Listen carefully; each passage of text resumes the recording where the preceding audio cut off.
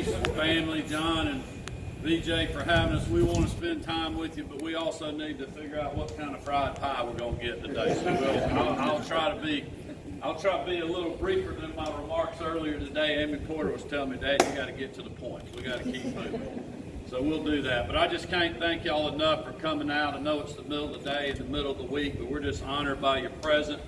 We're honored to be serving as your 83rd governor and first family.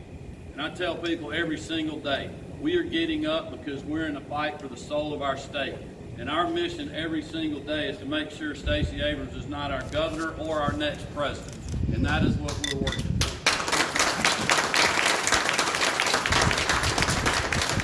Steve talked about a lot of the great things that we've done this year, and I'm going to talk to you guys about that. But I just want to thank a lot of folks who are in the fight with us on that. We have got a great team down at the Gold Dome, and the majorities in the General Assembly in the House and in the Senate, along with Steve Gooch, who's done just such a great job representing this area. I know I hadn't had a chance to speak to Senator Jeff Mullis yet, but I know Jeff is here from Northwest Georgia. Chairman, we appreciate all of your leadership and support. Senator Chuck Payne from Dalton, Representative Jason Ridley, who just hosted an event for us over in Murray County. And I just appreciate you guys being in the fight with us and being supportive of not only our agenda, but us working with you all on what the legislature's priorities were. That's why we turned out to have the best legislative session that I've ever been involved in. It was incredible. I want to thank Sheriff Nicholson, Judge Chastain, so many other folks at the local level that are here. I know Jerry Hensley, your coroner's here. I know we have some of the commissions here in Gilmer County, the commissioners that are here. We have such a great working relationship with our local partners around the state. That's what makes Georgia the best state in the country to live, work, and raise our families. Is we got a state government that works for the people, and we have local governments that work for their local communities, but also work with the state to make Georgia the best state in the country to live, work, and raise our families. I believe that now more than ever. When you look at what we have been through over the last 3.5 years, but certainly over the last 2, when I made the decision to not close most parts of our economy and to reopen small sectors, the first governor in the country to do that, I was attacked, as Steve mentioned, unmercifully. But all I was doing was what I promised you I would do. I promised you in 2018 that I would put hardworking Georgians first ahead of the status quo and politically correct. And that is what we have done. I promised you that I would do what I told you on the campaign trail if you put me in the governor's office. And that is what we have done. And that's who I was listening to when I took those steps and never wavered, even when people in high places in the national media and so-called public health experts were getting paid to stay in their basement and criticize policymakers from the local level, the state level, up to the federal level. But I didn't care about that because I knew how Georgians were feeling because I was talking to them. I was talking to barbers. I was talking to salon owners and cosmetologists. I was talking to restaurant owners. I knew that they couldn't take any more. And I know how that feeling is because I've experienced before. Marty and I both have. Being home on Friday night, barely able to pay the people working for us, couldn't pay all our suppliers, thinking, how are we going to get through this? What are we going to do? You have two choices. You can give up, sleep in Saturday morning, throw the keys back to the bank on Monday, or you can get up Saturday morning, go back to work, try to turn another dollar, try to sell something, try to live to fight another day, another Friday night after that. And we did that month after month after month. That's how Georgians were feeling. They were telling me that. And as a small business person for over 35 years, Marty and I both, we understand that. And that's why we did what we did, and we never wavered. And I will tell you who else was criticizing me then, was Stacey Abrams. She said we moved too fast. We opened too early. Well, I didn't believe we did, and I still don't. But you know, she criticized me when we were one of the first states in the country to get our kids back in the classroom, working with our local educators, working with the school board, working with the superintendents, trusting the parents to work at the local level to figure out how we do that. And we supported our educators when they did that. And our kids are better off for it. But she criticized me then too, along with other people in the media and public health experts and others. But you know what? As parents, we had experienced what Georgia parents were. You know, we had seen Amy Porter's senior class, who were a year ahead of her, the first year of the pandemic, not get to have a normal graduation. Didn't participate in spring sports. Weren't in the classroom with their fellow citizens. We didn't want to do that another year. And you know what? The data in the Trump administration and the data in the Biden administration, it says the same thing. Our kids could be in the classroom. And so that's what we worked to do. It didn't say it wouldn't be hard. It didn't say you might not have problems. But you know, we had tools to deal with that. And we had smart people that we trusted at the local level to figure out how to do that, because every school's different. Every community's different. You don't need a kingmaker at the Gold Dome or in the White House making those decisions for you. Also, whether your kids are going to get vaccinated or not, or whether they need to wear a mask in the classroom. You know, those are things that we have done to allow you to have those decisions. But it should not surprise people. It should not surprise people that we did not waver. Because I didn't waver when we passed the heartbeat bill when Hollywood tried to cancel us. I didn't waver when we opened the economy up and I got attacked. And I didn't waver after we passed the strongest Elections Integrity Act in the country because of the mechanical issues that we saw in the election. A lot of decisions that were made by other people that myself or the General Assembly never got to weigh in on because of the public health state of emergency. So it was proper that we had discussions and talked to people about those issues to make sure everybody has confidence in elections and that they're secure and they're accessible and they're fair. And that's what Senate Bill 202 does. It makes sure that we're using voter ID for absentee ballots so we don't have the arbitrary signature match process anymore. It makes sure that we're not going to have out-of-state billionaires throwing money unevenly in Georgia elections to make sure that the system is fair. It secures drop boxes that were never in the law. That was done by emergency rule during a pandemic. The other thing is we added more opportunity for people to vote in Georgia on the weekends. Even more opportunities than we already have now, which is one of the most, inviting early voting systems in the country. The problem is President Biden and the Democrats didn't understand what the bill did because they came out and criticized us. In his own state of Delaware was way more restricted than us or many other states that were out there, but they didn't care because it was a narrative for them. It wasn't the truth that they were telling. But I stood up and defended the law that we passed, and I defended it. And even though we got pressured from big corporations, and even though Major League Baseball tried to cancel us by moving the All-Star game, we got poetic justice because the Braves won the World Series.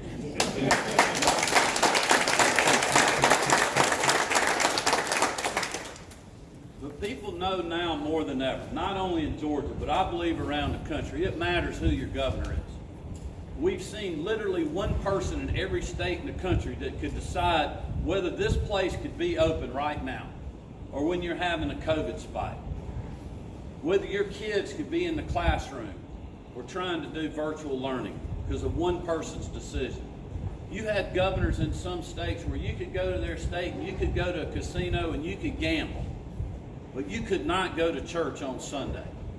We never close churches in Georgia, and as long as I'm your governor, we never will. That's a decision that you all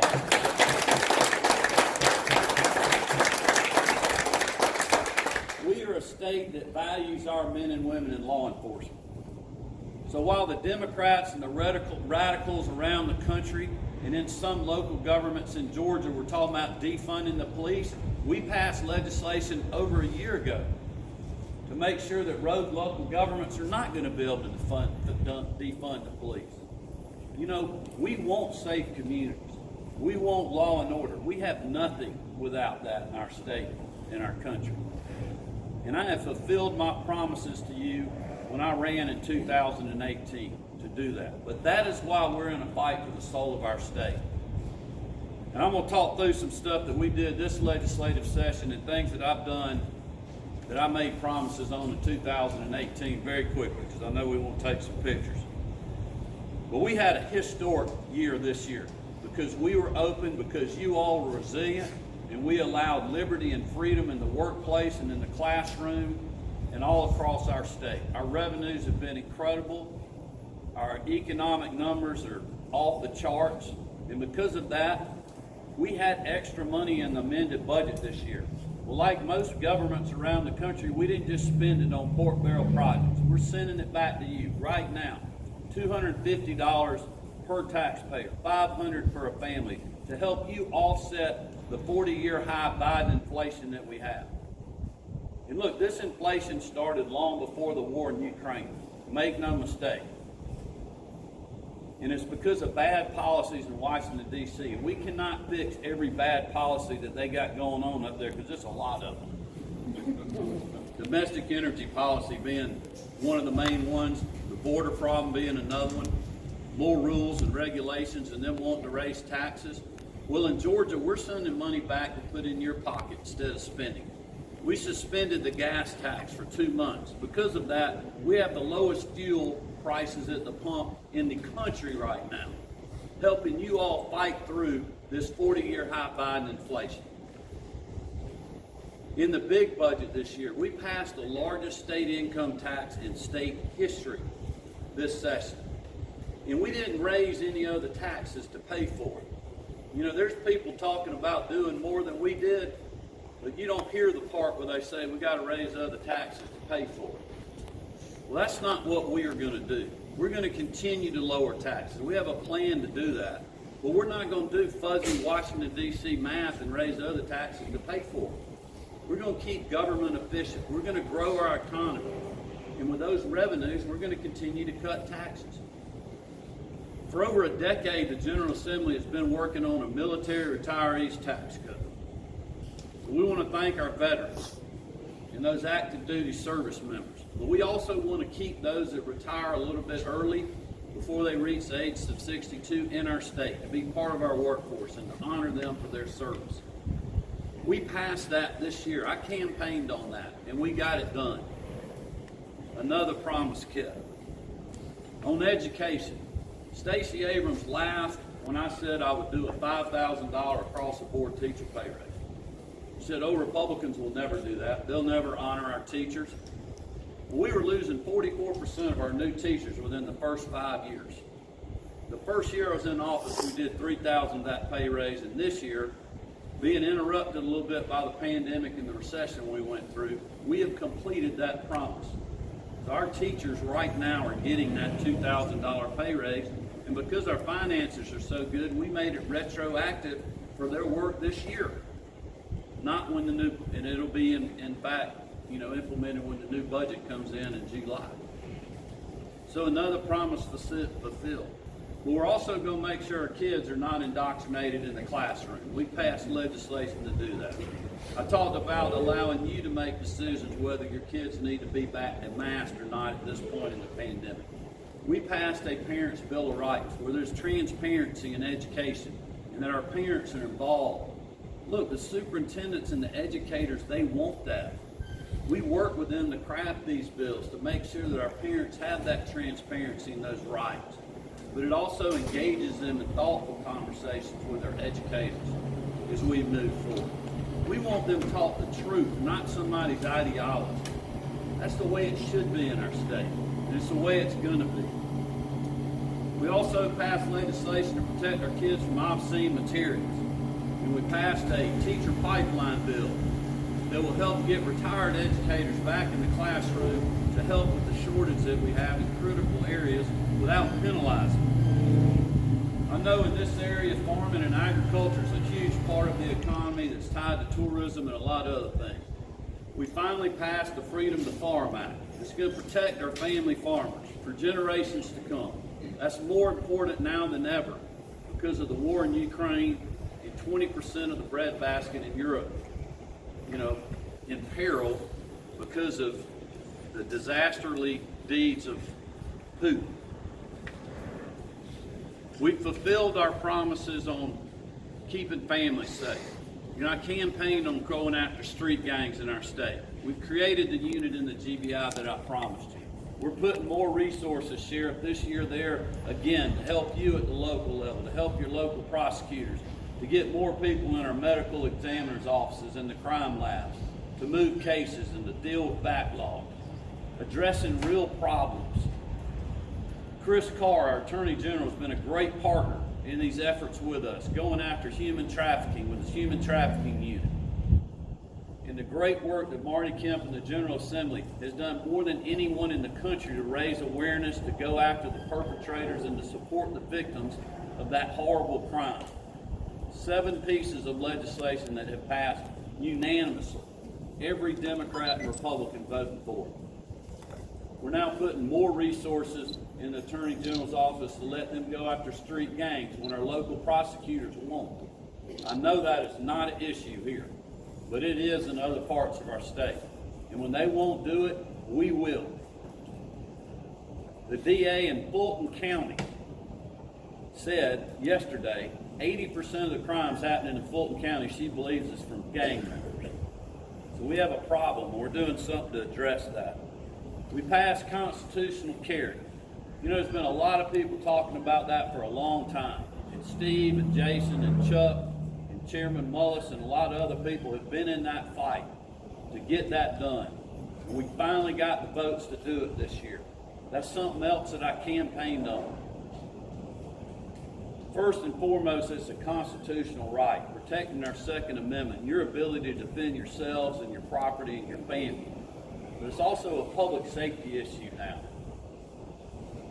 You know, the other side's saying, are you just going to let the criminals have all the guns? They don't realize they already got all the guns. We're trying to give law-abiding citizens the ability to level the playing field and simply protect themselves, their property, and their family. That's all it's doing. And it's for law-abiding citizens.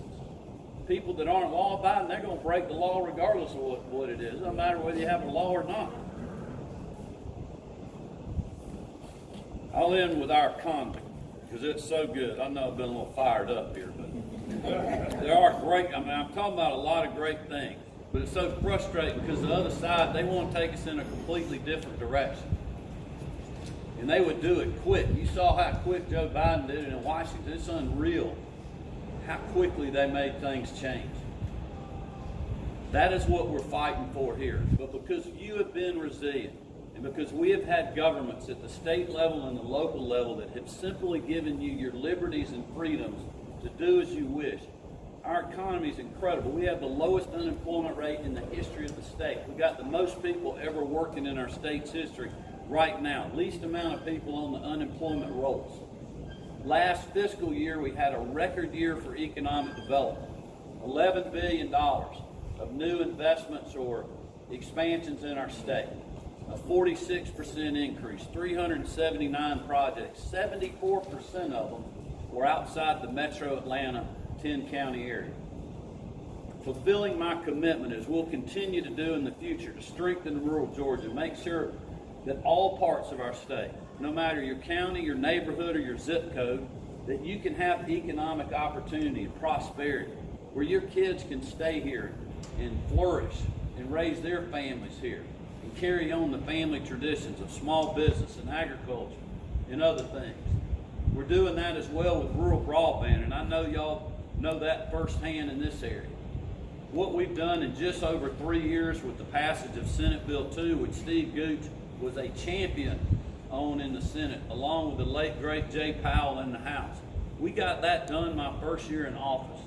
Since then, we've had 15 announcements, even before the federal money started flowing, that's going to have over 200,000 Georgia families and businesses hooking up to high-speed fiber in less than 2 to 2.5 years. I mean, it's incredible what we've been doing. And we're poised to do much more than that, because we were in the game early, and it's happening right now. Our EMCs know it, our private sector partners know it, and our local governments who are working with them along with us know it. So it's going to be great for rural parts of our state. But this year, our economy, we've already broken last year's records in the third quarter of this year. So we're going to have another record year, because we have a good functioning state government. We have good people representing you at the local level. And and we have resilient people like yourselves. And because of that, I believe our best days are ahead. I'm so optimistic about our future as long as we have the right people running the government. Because if we don't, if Stacey Abrams was your governor, you would be one new COVID variant away from lockdowns and this business being closed, from your kids not being in the classroom, and so on. We've seen it time and time again around the country. That's why we're in the fight for the soul of our state. Now, the best news today is we have all the money we need. The problem is, Amy Porter, where is it? In your pocket. It's in your pocket. So we barely made it over the mountain in the bus. Scott, weren't we sputtering when we pulled in the parking lot? How many gallons to fill the bus up? 83 gallons. Chuck, how much is diesel fuel around here? It's $6. 6? Surely it's not that high. Five plus. 5 what? 589, 83 gallons. Chairman Mullis, how much is that to fill the bus? Shoes off. That's translation in Northwest Georgia for a lot. So we would just ask you, if you want to help us buy a gallon of diesel fuel, we're just trying to get Amy Porter back to Athens this weekend to see her grandmother. You can drop we'll take cash, check, credit card, whatever you got, just fill the envelope out. If you want to help us buy a gallon of gas, if you want to fill the whole bus up, we'll let you do that too. We just appreciate y'all's support. The last thing I would tell you is, do not take for granted that we have a primary 12 days from today. I know I haven't talked much about that, but that's why we're here, to turn out the vote, to remind people to go vote. If you haven't voted, go vote.